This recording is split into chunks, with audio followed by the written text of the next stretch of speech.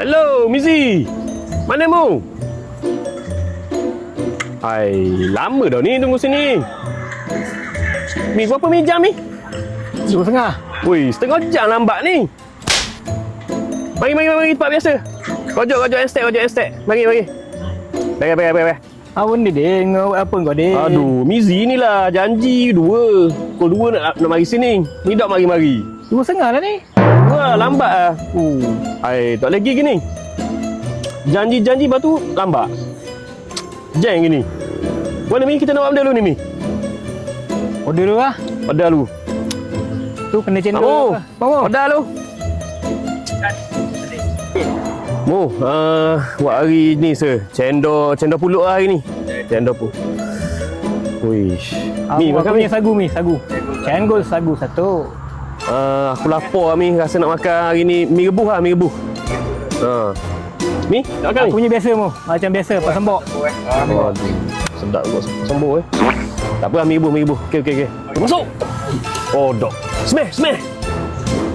Apa benda tu Din? Masuk. Badminton. Oh, okey. Jeng ah. Mi. Tu. Ada buka puasa tu. Kena serbu dah kedai ni. Oh. Iyalah, itu kerja diorang. Biarlah dah buat kerja diorang. Hai, jangan Mi, aku rasa kena compound aku rasa ni. Ada lah tu buat salah benda tu. Kita tak payah masuk campur lah. Biar. Itu kerja diorang lah. Biarlah. Hai. Biarlah. Oh, aku kata dah Mi, kena compound Mi tu. Buka puasa waktu BSC tu, waktu bit surat tu. Tu, mamu saing dah. Kena compound dah Mi. Tak apa, kejap lagi tanya mamu. Baik, dia tanya. Aku rasa kena compound tu. Okey Din. Ni siap. Makanan kita. Sila jemput. Jadi Mi. Sedap. Oh, duduk je mu. Kejap mu. Ada benda nak tanya ni mu. Nak tanya sikit ni. Mai. Duduk dulu. Tadi aku nampak ada penguat puasa. Kenapa mari dia tu? Dia mari buat apa kat kedai mu?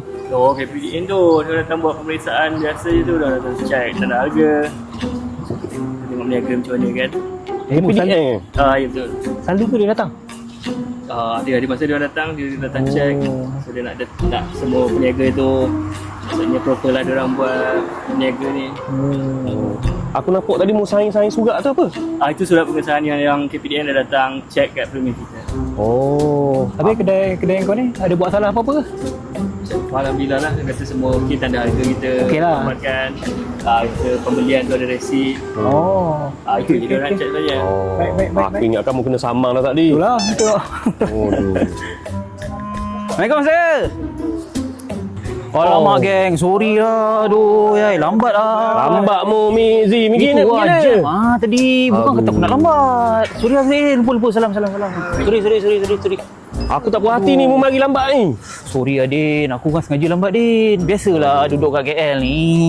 Aku tak kira hari ni makan mu bayar. Hai, Tujuh Din. Betul mana? Mi, okey Mi duduk pun baru duduk. Dah kena bayar dah. Lambat. 40 minit ni lambat ni. Mu berapa mu? Aduh, menyesal pula lah lambat. Bungkus dia tunggu lah tu. No, RM50. Padahal muka. Siapa suruh lambat? Aduh, mu. Now. Sekejap ambil resit je. Wah, macam ni punya meniaga pun ada resit dah. Steady lah mu. Niaga mesti wajibkan resit. Okey mu, boleh. Aku berjadikan aku nak tambah. Sekarang aku bayar lagi Alright.